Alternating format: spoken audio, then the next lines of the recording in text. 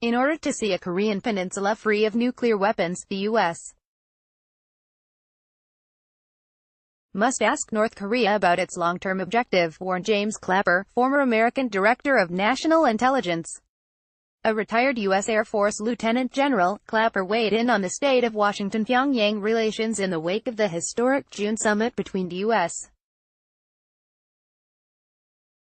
President Donald Trump and North Korean leader Kim Jong Un.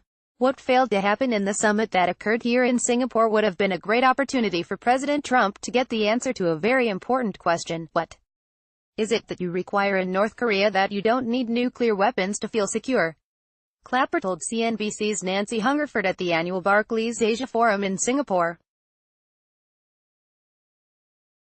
It would be very useful to know the answer to that.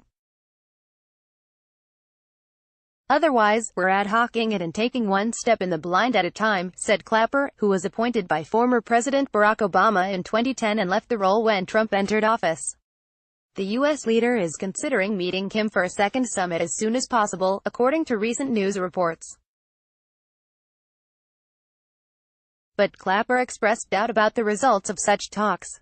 Based on my own interactions with the North Koreans, I'm very doubtful they're ever going to agree to denuclearization, he said, adding that Washington had yet to define what exactly denuclearization means.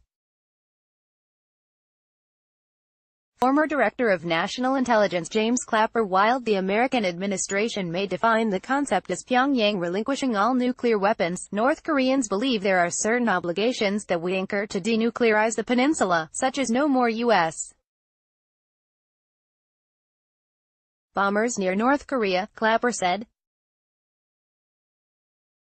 Regarding the recent disappearance of prominent Saudi Arabian journalist Jamal Khashoggi, Clapper sounded a note of caution. If the cause of the disappearance was, in fact, the Saudis and that comes out with compelling evidence, that could certainly be a setback for U.S.-Saudi relations, no question. That bilateral alliance is seen as crucial to U.S. dealings with Tehran. On that subject, Clapper criticized the Trump administration for exiting the Iran nuclear deal. It's my belief that we basically squandered leverage we had over the Iranians, which we could have used to build on to get at other nefarious behavior. Moreover, backing out of the agreement really plays to the hardliner narrative within Iran, he said. The question I always pose to people is which would you rather have, state-sponsored terrorism with a nuclear weapons capability or state-sponsored terrorism without a nuclear weapons capability, he added.